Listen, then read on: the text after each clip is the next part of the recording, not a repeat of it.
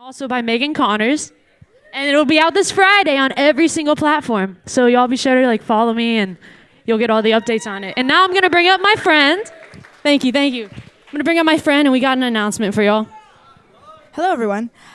This Sunday, February 24th, we are playing at Family Gras. It is a Mardi Gras music festival. And we have a special guest coming on stage with us, and we'll give you a little hint. All right, y'all know from that song, Bring Me to Life by Evanescence, the dude who goes, "Wake me up!" That guy's gonna be up on stage while we play that song. So yeah, y'all come out 1 o'clock to 2 o'clock on Sunday. Yeah. Hello, my name's Nathan. I play with Dana Ives, and we have a show this Wednesday at the Howlin' Wolf, along with Amelia Neville and Cicada.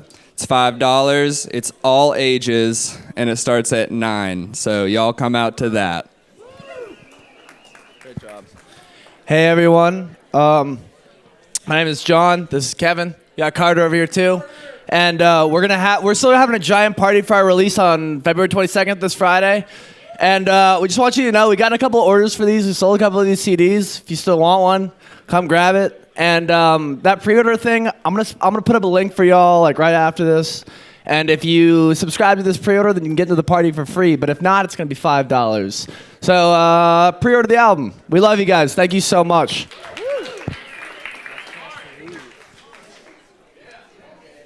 All right. Hello, Forum. So next Tuesday, February 26th, Lemon Pepper Organization and Love will be hosting Loud and Proud.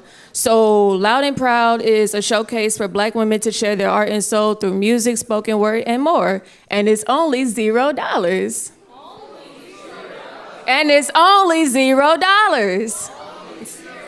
So free 99. So come out with your friends and enjoy this one-night experience, 7 o'clock at Satchmo's. That's next Tuesday, February 26th. Thank you. Yes. Please make sure you do come to Loud and Proud. It's going to be something you definitely don't want to miss. You're going to see a whole bunch of Black queens doing what we do best, just shedding that Black girl magic. And I will be giving an exclusive listen to a new song on my upcoming album, The Sun Is Hurting. So if you want to catch a glimpse of that, please make sure you come out. Thank y'all. We're Cosmodog, man. We've got a show this Saturday at the Bank Street Bar with two really awesome Riot Girl bands from Nashville. One of them is called Depression Breakfast, and the other one is called The Cat Flaps. And it's, I think it's $7. But come out, 21 and up, so all you kids stay home. Don't use your fake IDs, because that would be illegal. But other important information, we've got a show, album coming out on March 1st, but the party is now on March 3rd. It's a Darty. It's 3 blocks away from the parade route, 1912 General Pershing Street. First beverage is free. After that, it's $2. So then the party's free. So it's like a pregame for the night parade. It'll go to 6. All right. I think that, yeah, the album's coming out. Woo. What's good, guys? So my name's Johnny, and I just dropped a song today. It's called Calling. Thank you. It's out on all platforms. If y'all could, just take some time and listen to it, I really appreciate it. It's produced by Michael Sparks. It was a lot of fun to make, so show some love. Thank you. What's up, man? I just put out, I didn't put it out, but a friend of mine from back home who happens to go to Xavier, so we were able to link up here. We did a track together. It's called Cobra. His name is Kid Peso. You can find him on SoundCloud. I produced it, I engineered it, and I did a verse on it. I would love if you checked it out. It's really, really cool. Thank you, guys. What up, guys? My name is No Use. I just put out a song called Bet on Friday. Met with critical acclaim. The thing's up there, so just go check it out and give it a listen. And I appreciate you. All right, I just got a couple of reminders. Like we said last week, no food in here, guys. Another one on top of that, you'll be receiving an email with reminders on what the rules for attendance and grading is in this course. It is a course. There is course requirements. There is a syllabus on Laura and Blackboard. I suggest each and every one of you read it. It talks about absences and your coursework, including the surveys, which are now part of your grade. You are required to do a certain number of those, so you'll receive an email informing you of that, as well as what's been in the syllabus since the first day of the semester. So just a reminder on those little things there. I'm going to go ahead and pass the mic off to one of our forum committee members, Brad, and he's going to make the introduction tonight. What's up, forum? Well, also being a senior here to Loyola, I am a part of the artist marketing team at Live Nation, and we have a few shows coming up for you guys. This is one, the Zach Brown Band. We have Pink, and then we have Kiss opening up for Mardi Gras. And I'm gonna have Sly come and speak about some of the free shows we have going on at the House of Blues, and then I'm gonna introduce our guest speaker. How y'all doing? Most of y'all have seen me before. I've been here for about a year or so doing different events in Satchmos. What's up, my brothers? How y'all doing? Yeah, it's just a friendly environment every time I come, so I love coming here. But the next event that we do have here is going to be on the 23rd, which is next Saturday.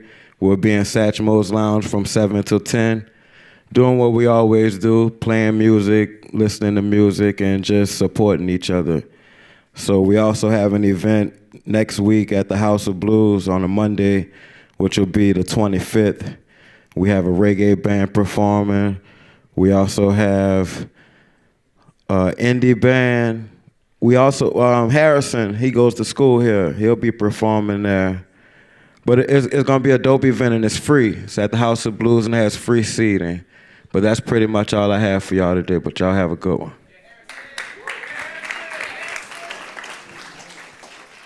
And introducing our guest speaker, the great JT. He's going to give us some insight on the PR industry as a publicist and go into a little bit detail about the clients he have. And interviewing him is Mr. Evan McNulty. And y'all ready? We can start. Thank you, man. I'm going to sit a little far away if that's okay. You can have the whole thing.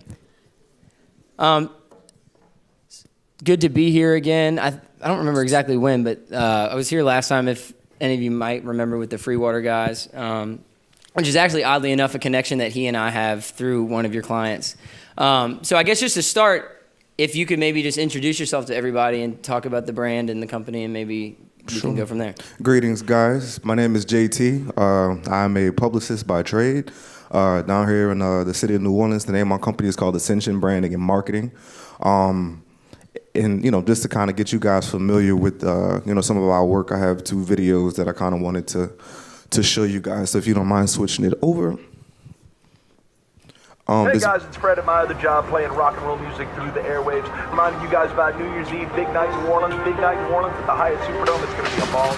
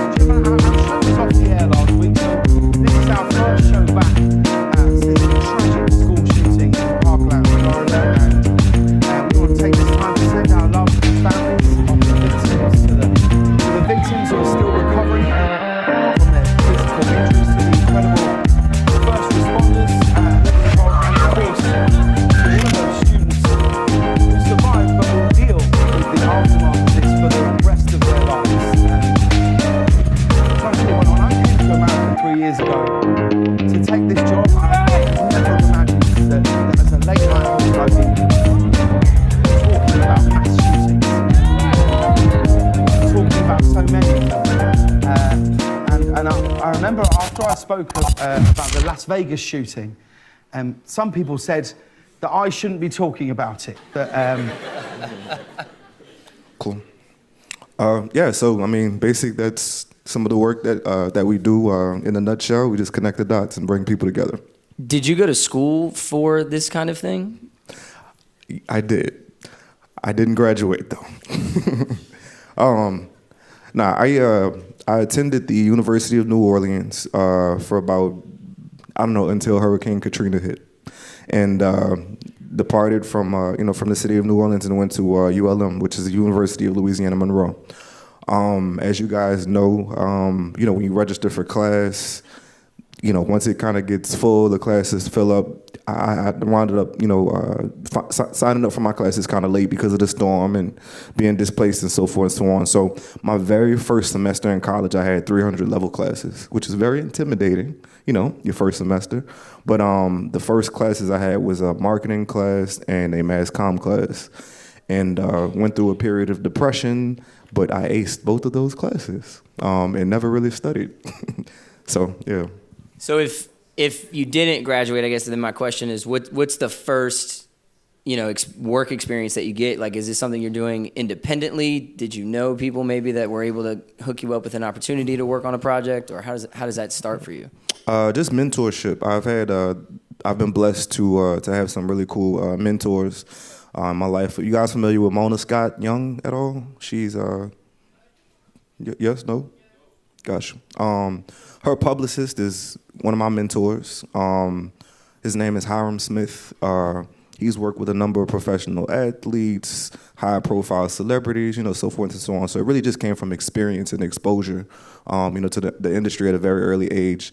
I actually started off in front of the camera as an actor, and singer, and songwriter, and all that good stuff. Been in several movies, but I really took a liking to the business side of the industry. So. Okay. That's in New Orleans? Like, you had come back from Monroe? This was early. Like, I was 10 years old. My first movie was Interview with the Vampire with Brad Pitt and Tom Cruise. Oh, okay. Yeah. Cool. So I need to backtrack for just a second, because I sometimes have difficulty putting my head around what I'm looking for in a publicist. Sometimes it's like a missing piece of a puzzle to a lot of different situations that I've been in. So could you maybe do that for me? Like, explain what it is that I maybe need to look for in a publicist. To be honest, I interned one time when I was in college online with a guy who said he was a publicist in Los Angeles. And quickly, I just realized that he was just kind of taking money from people, saying he had a Rolodex, and he would send your stuff out and this and that. But I could see from the inside of the situation that it wasn't something I wanted to be a part of, and I'm sure he was a fraud. But like, since then, I've always just been a little confused about what it is that, like what services really are rendered from a publicist, or what I should be looking for. Gotcha. I mean, pretty much the typical, services that a publicist offers is, the press releases, curating events, but the most important thing is just relationships. Right. I oftentimes find myself connected to any and everything going on here in the city. But, at the end of the day, the most important thing, or the most important service that a publicist offers, is the ability to take whatever your brand is, if it's music, if it's a business, and be able to strategically disseminate that information about your brand, about you as an artist, to the people that it needs to get to. Right, and so there is value in the relationships and the contacts that you do have, having done this for such a long time. Mm-hmm. So you mentioned a couple different avenues as far as typical clients. You said to me before you have some that are artists in the music world. You could talk about maybe Larry for a little bit, because to my knowledge, he doesn't have any music out. I'm sure that'd be funny if he did. Gotta hear him sing, man. He's awesome. Yeah? Nah. I mean, I work with a gambit of, like a multi-plethora of brands and artists, professional athletes. You mentioned Larry. Are you familiar with Larry Morrow at all? But does anybody know who Meek Mill is? No, so that was something I thought about in the car. I had a feeling that was going to come up. Larry just recently had Meek Mill in town and did a concert. What night was it? It was his birthday party, annual right, birthday. in January. So it was just funny to me that everybody, for the most part, knows who Meek Mill is, but he was in New Orleans, and how many people are in this room almost. We could have maybe just cross-breeded, I guess, demographics. I don't know. Mm-hmm. It's just interesting to me. I had a feeling that was going to happen. Yeah. But Larry, well, I don't just want to say locally. I think Larry's probably one of the hottest promoters in the game, point blank, period. He has an annual birthday party, the all-black birthday affair. He partners with Angela Yee from The Breakfast Club. And each year he brings down, some really cool talent. This year, as you mentioned, he had Meek come down. Who else hosted? Was Kenny Burns. Was Fab a part of it this year Fab too? was there. And essentially, like his vision is to literally change the culture of entertainment and the experience that the consumers have down here in New Orleans. Oftentimes, you travel to Vegas, Miami, some of these major markets, and have an amazing time, from the bottle service to the stars you see and so forth and so on. And his vision has been to bring that experience down here to New Orleans. On that topic, I wanted to ask, what do you maybe notice comparing New Orleans as like a music semi-industry town, or definitely a performance town, maybe compared to some of those other markets that y'all do get to work in? I feel like it's so much more common to have what he's doing here in other places. Like, it's almost even more of a spectacle in New Orleans because nobody's really doing it or doing it right. Whereas these people maybe that y'all do link with in other places, it's like every day for them. Yeah, just like a Vegas, a LA. Those are the meccas of the entertainment industries. The majority of where the decisions are made, as it relates to the industry. Your New York's, that's where the major record labels are, the major record executives are. So, you get to see firsthand, these artists, they're out there, signing deals, setting up the meetings with the big brands. One of my first introductions or experiences was to the music industry was with Sony Music. I was a college marketing rep for Sony, and firsthand got to work with y'all familiar with Future at all? The very first album, the Pluto album that came out, I worked that record. J. Cole, before his song with I want to say the name of the song is Poseidon or something like that, the one with Missy Elliott on his first album. When that came out, I literally, he played it for us before it was mixed and mastered. And, man, that's going to be a hit, that sort of deal. But, it was a lot of grassroots, a lot of seeing their vision, a lot of, just strategically placing the artists in couple, getting as much exposure, getting as many partnerships as possible so that they can, broaden their reach, partnering with larger brands like the Nikes of the world. And, but just being very strategic about it. I've had, a ton of experience in the music industry and working with the special guest that I have here for y'all to meet today, who actually happens to be my little brother as well. So you want me to bring him up now? Yeah, we can do it. Yeah, we got another mic and everything. Yeah, play this little video for y'all. Without you, don't make me leave without you. Yeah, I don't want to. Hey, do this thing without you. Yeah, without you, don't make me leave without you. Yeah, I don't want to.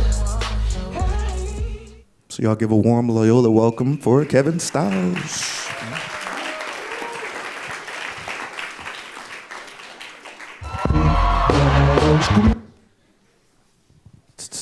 What's poppin'? Welcome. Do you want to give yourself any kind of introduction, or was that enough? Y'all might have seen me on Chip 4-Star commercial, on TV. I'm also going to be on American Idol in 2 weeks. So y'all tune in March 3rd. Yeah. Do you happen to know what season we're on with American Idol? This is the second season on ABC. I didn't even know it changed. Yeah, it changed. I guess, yeah. That's cool, though. Congratulations. That's exciting. So I was going to eventually ask you specifically, when is the right time, do you think, I guess, as a publicist, to maybe start thinking about that as an artist?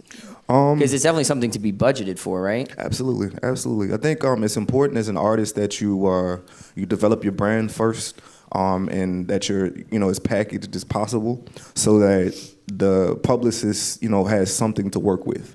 As far as chronology is concerned, one of the first phases that we kind of went through with developing Kevin was getting the right looks and getting in place with the right people, so that we could develop his press kit. A press kit speaks 1,000 words because of the images and the bio and so forth and so on. So it's an ongoing process, but we strategically got him on red carpet with for major events, to take pictures with the mayor, to take pictures for ribbon cuttings for different restaurants and businesses that are opening up, at Larry's parties and whatnot. Just being very strategic about connecting the dots with the visuals. So that would be phase one. If you feel that as far as packaging is concerned, that you pretty much have an idea of the genre that you're going in, and developing your artistry, then the next phase is finding a publicist or someone that can take that you as a brand, your music, and figuring out how to place it. And working it, whether it's relationships with program managers at the record stations.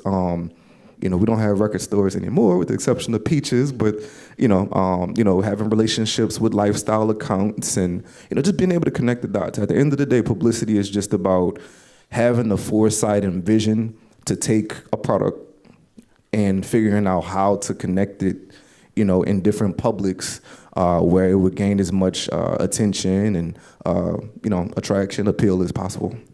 Are there a lot of publicists in New Orleans, or are you like one of a few? And I was gonna say that I was like mad blessed, like God hooked me up, like for real, cause like I do music, he does publicity, and we're brothers, so it's like God literally set that up. But yeah, hit him up. He's like the dopest publicist in the city for sure.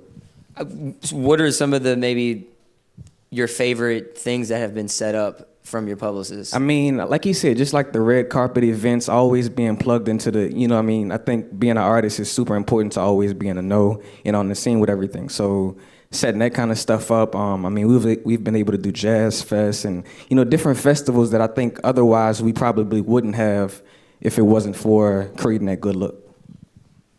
Do you have any music coming out soon, just while we're talking about you and your Yeah, I music? actually have a song called New Orleans that I'm dropping on the 1st. It's called New Orleans. I love my city, so I wrote a song about it. Maybe we could play it if y'all want to hear it. Sure. Just give them some of the lyrics. Just sing something for them. Seafood and gumbo, this Creole jungle, crabs in a barrel, grab and don't let go. Shout out my people, east to west we go, uptown, downtown, back of town, home of the Superdome, got us a Super Bowl. We reppin' black and gold, we let our colors show. I like 'em Creole, they so beautiful. I don't know what you be on, but I like 'em Nola grown. Ask me where I'm from, what I say back. Say New Orleans, New Orleans. When my city touch down, we say who that? New Orleans, New Orleans, yeah. Home of the saints and the sinners. Born with the heart of a winner. Been around the world, but ain't nothing quite like. Hey. All right. Y'all give it up for Kevin Styles. So I don't think that it's a secret that there are a lot of young, talented musicians in the room. Is there anything maybe in particular, like, are you actively looking for clients, or are you in the position where you can come to me if you think you're ready, or like, how does that work? Like, I guess acquiring new clients for you. Yeah, I mean, at this point, and outside of music too, if it's yeah. I mean, at this point, it's less about.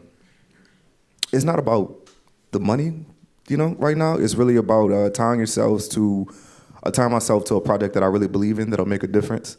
So if I'm intrigued or engaged, by a potential client or a product, whatever it may be. And I really believe that I can help push the culture forward or push, that product forward. I'll really consider getting on board with it. To your point about the gentleman that you worked with before, any project that I take on, I have to believe in it. I'm not in the business of taking people's money, because at the end of the day, That was the opposite of what he was doing. as a publicist, I mean, your brand, your like your word and all that good stuff, like that's all you really have, your reputation, as a publicist. So I've been very strategic about the projects that I've taken on so that I can build as much equity and appreciation for the art, and service that we offer. So.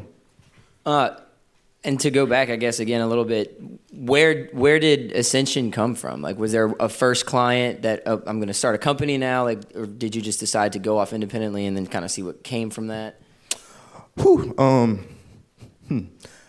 It's kind of spiritual, if you will, I guess, like Ascension. There's nothing wrong with that, yeah. I don't know. I've always just had a knack for getting involved with different projects and having the ability to help take it to the next level. So, ironically, I came up with the name, a while ago, and then like some years later, it's like, man, this is very applicable, So I don't know. I guess it was like a God sent, type of deal. I started the company off with a business partner, and she actually is the connection I have with Winn-Dixie right now. She's the director of community affairs for Winn-Dixie. But it's just been a journey. One of the first projects I took on was a Saints player that got into some trouble, and they reached out to me about figuring out a way to mitigate or kind of change his public perception because of what had taken place. And then from there, I got more Saints players, and then the Saints player situation connected me to corporate partnerships and so forth, and then the Rolodex just started. Right. So. I kind of do want to talk about Larry specifically for a second, if you're down. Number one, just because I know a little bit more about what he's got going on in the city, and then number two, I don't know if I just recently found out how young he actually was and is doing all this stuff. Could you maybe say specifically how old he is, just to put it into perspective? 28. Yeah, so he's under 30 and has his own restaurant. Is steadily. I mean, he's got a weekly at least, if not more, and then some of the bigger events. Is that something that was always the plan? Like, how did things kind of snowball into, from what I knew was events, and then the restaurant comes, and the brand is just a brand at this point that encompasses a lot of different things. Key word, facts. It's a brand. One of the things that we strategically wanted to get away from was being coined as just a promoter. In the infancy stages of us working together. The guy, his aggression and passion for what he does is like relentless. And he really believes in like whatever comes to mind, whatever ventures that he kind of, drums up. It's like, we have to make sure, once you think about it, like he will tell you, once he thinks about it, it has to, come to fruition. One of the first projects we kind of worked on was a Memorial Day weekend event. We met through a mutual friend who was doing, business as well. I kind of was like, let me add the element to what I do to what you do. So I was like, if you can add some type of charitable initiative to these parties and to these events, parties with a purpose, it's like, I could probably get you on the news. I can probably, and that's unheard of to see a promoter on, So, the very first party that we did was the Memorial Day weekend event. We found a nonprofit that was geared toward helping veterans. We set up a whole press rollout with the partnership, did a check presentation, got them on a couple of different news stations to kind of create awareness about it. As a publicist, that's publicity, right? And then, it just was a really, really good look. We strategically placed it where it started to transition him from being just a promoter to a philanthropist, a businessman, and then that's how things kind of springboarded. Yeah, and there's a book, there's a restaurant, there probably maybe other things in the works that we don't even know we're happening yet. What's that? I said more to come. Right, absolutely. I just had a thought and I lost it. I need to be more mindful maybe. I was not focused so much on my mindfulness. My feet are on the ground though. Yep. Align your spine. Is anybody else noticing their feet on the ground at this moment? So with the relationship with Larry, I'm curious to know how, like, is it at the point now where it's just very symbiotic and you're just kind of creating ideas on the spot together, or does he come with a lot that you maybe have to juggle around and decide like what is best for now, or do you bring ideas to him? Like, what is the dynamic of that relationship? I mean, it's a very unique, partnership that we have. I get calls all day about, a different venture or a different idea, and some of them, it's like, maybe not right now, but like the ones that really make sense and hit, it's like, yo, we're just on the same page. And then, it's just kind of my job to kind of help starting to navigate, how we're going to bring things together. And, Larry's like the muscle to just make it, all happen. I mean, y'all have literally created like a clout restaurant at this point. Not to, like, it's more than that, obviously, but to me, I think it's brilliant. Like, the connections that he has, just of people taking pictures out front of the restaurant, you don't need a Yelp at that point. It's on Instagram. You can go find Moro's. If y'all are interested at all in what they're doing, he opened a restaurant. You might have passed by on St. Claude. What's the cross street? Yeah, right across the street from St. Roch Market, called Moro's. It's just the brand. And so we ate there yesterday. It was awesome. And right, no, the food is great. And then every time he's got people in town, why would you not just bring them to your food spot? Awesome product placement. Right. It's the whole thing is really, full circle. I think it's brilliant. And was that a spur of the moment thing? Like, let's just start some food. His mom cooks, right? That's what I was about to say. I will take no credit for the success of Moro's. That's a mom and son, venture. And he told me about opening a restaurant. It was like, because he actually has a history in the food business. He opened up a po' boy spot called Larry's Po' Boys a while ago, and but his mom is a phenomenal cook. His mom is a phenomenal cook. I will just say that. So the collaboration between those two is, it's crazy too, So. Yeah, I mean, you bring Meek Mill down for a concert. Meek Mill comes in, eats at the restaurant, or whoever. Drake, right? Yeah. I mean, we could go on and you just go look at the Instagram really at this point. All right, you lost it again? Yeah, I lost it again. Do we maybe want to open it up for questions? Have we reached that point in the Professor Twillman? Where are you? Okay. Do you need a microphone? How does this work? Okay, cool. No problem.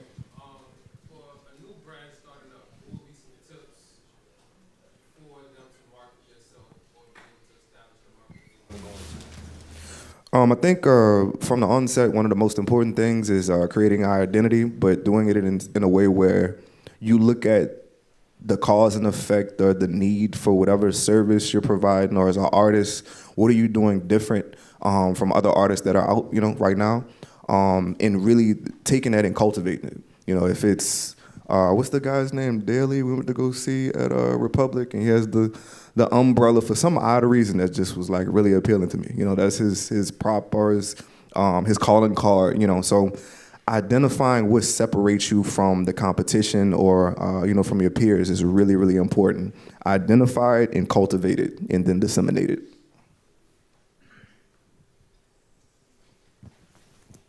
Yes, sir. I just had a question about you two specifically and your working relationship.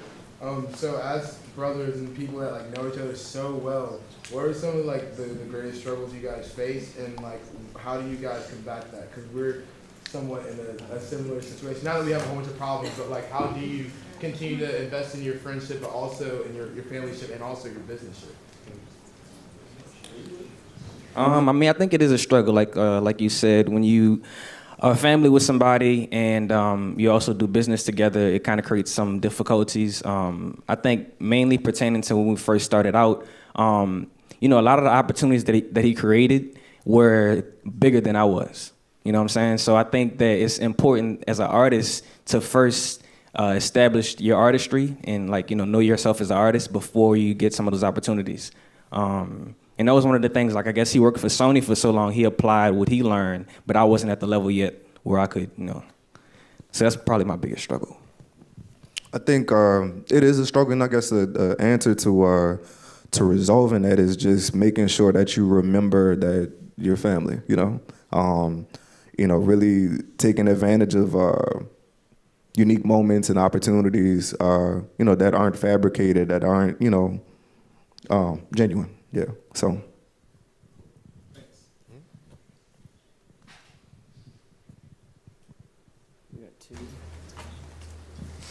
Yes, sir. I have a question. So, there's been tastemakers for a long time now, but something new in the last 10, 15 years has been the internet influencers. As a publicist, how do you find yourself interacting with the influencers on the internet, and how that's changed over the last 5 to 10 years, maybe when you started to now? The internet, specifically Instagram, has changed the game, right? I think it's a very unique tool. I look at Instagram and social media as a tool to even brand yourself. Painting a picture of who you are and what you do. You have total control over how you want it placed. You have control over doing the research on the demographics and psychographics and impressions of how you're building your following and so forth and so on. My interaction specifically with different businesses and artists has just been telling them what to post, what not to post, really just helping them curate their social media platforms so that you're taking advantage of it, because at the end of the day, it's a huge marketing tool. It's direct to the consumer, that sort of deal. So I hope that answers your question. Yeah, I think so. Have you ever used any, quote, like online influencer, like personalities, and like say paid them to be part of something? Yeah, absolutely. Working on a campaign right now, shameless plug for the client, working with a brand called Magic Bullet. It's a hangover prevention beverage. Started out, and the owner is based in San Diego, and it couldn't be in a more applicable town or city, for them to be promoting this product. But it's at Rouse's as well as Winn-Dixie, and we spoke today about using a social media influencer that is unique to New Orleans, that will drive the product home and create consumer engagement, consumer loyalty, consumer retention. Y'all familiar with Uptown Angela at all from Q93? All right, so we've been talking about her kind of getting behind this product, and y'all will see very, very soon when, But yes, we do use social media influencers for, to push ticket sales for events, charitable initiatives. I also work with a gentleman by the name of Justin Reese, who's on Southern Charm. So yeah, using social media influencers is like very important part of some of the campaigns that we run. Yes. How did you get started with Sony? I think I just saw a ad on one of those job sites or something like that. Thought it was a very intriguing opportunity and job description. And just applied for the job and learned a whole lot of stuff, working with Sony, met a whole lot of artists. I literally, one of the funniest stories ever is, y'all familiar with Elle Varner? So this was when Elle was kind of launching, and they took us to this event called CMJ every year in October in New York. So, they flew all over. There's like one of me in every major, market. So they fly us out there, and they had these sessions where, it would just be like a artist listening session, and they felt that it was really important for us, as college marketing reps to really have buy-in into the products.